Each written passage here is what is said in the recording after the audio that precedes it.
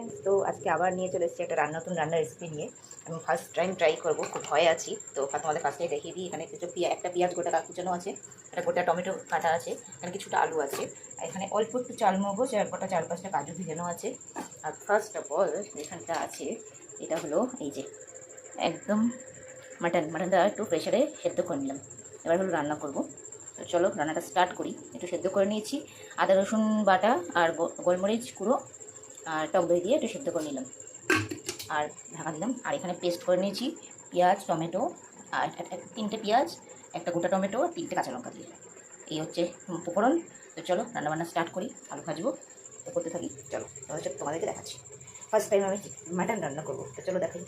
এখানে আমি সব আবার দিয়েছিলাম প্রেশারে, এটা 2 সিটি মারতে, মানে 2 সেদ্ধ করতে, সেটা হয়নি। এখানে আমি সব গোটা গরম মশলাগুলো রেডি করে নিয়েছি, আর এখানে সমস্ত গরম মশলা রেডি করে নিয়েছি।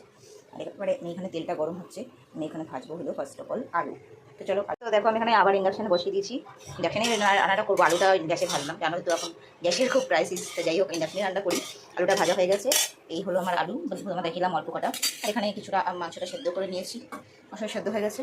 আর এখানে তেল গরম করে দিয়েছি, সর্ষের তেল, আর দিয়ে দিয়েছি গোটা গরম মশলা সম্বারে। আর এবার দেবো হচ্ছে কুচনো পেঁয়াজ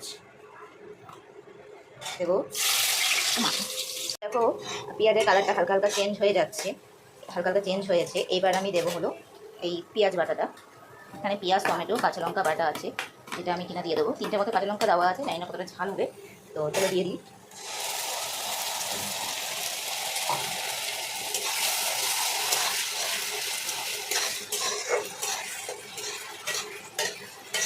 আর দেবো হলো একবারে সব মশলাপাতিগুলো দিয়ে দিই। আর এখানে আছে হলো আদা রসুন বাটা, আদা রসুন, আর হলো চালমগজ, আর 4-5টার মতো কাজু বাদাম। চলো এগুলো দিয়ে দিই। মশলাপাতিগুলো তো আমি এখানে দিয়েই দিয়েছি। এবার আমি এখানে দেবো সব রকম গুঁড়ো মশলাগুলো, বাটা মশলাগুলো সব দেওয়া হয়ে গেছে। ফার্স্ট অফ অল দেবো হচ্ছে নুন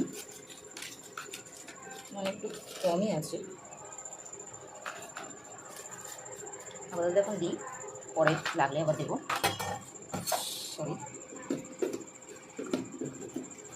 তারপরে এখানে দিয়ে দিলাম হলুদ গুঁড়ো, তারপরে এখানে দিয়ে দিলাম জিরে গুঁড়ো, তারপরে এখানে দিয়ে দিলাম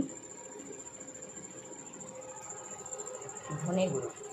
ঠিক আছে, সব গুঁড়োগুলো দিয়ে দিলাম। আর এটা প্রায় লেগে লেগে আসছে, এখানে আমি এবার দেবো কষানো মাছ, এবার সেদ্ধ করা মাটনটা এখানে আছে। আমার সেদ্ধ করা মাটনটা আমি এখানে দিয়ে দেবো, দিয়ে দিলাম। এবার এটাকে দিয়ে ভালো করে নাড়াবো, কারণ নাড়াতে থাকি, এক হাত দিয়ে তো পারবো।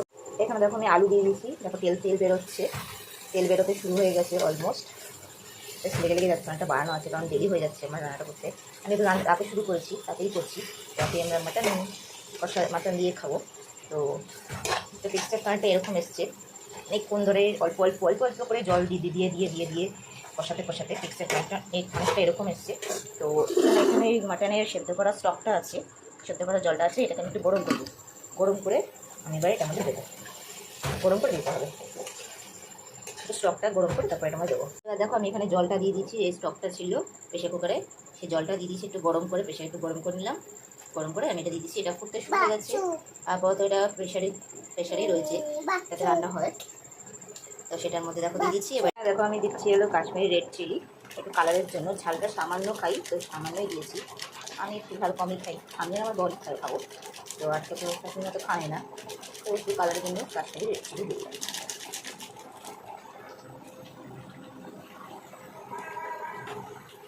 হয়ে গেছে, এবার একটু সামান্য দেবো হলো গরম মশলা গুঁড়ো। গরম মশলা গুঁড়ো আছে, এটা কিনা দিয়ে দিলাম।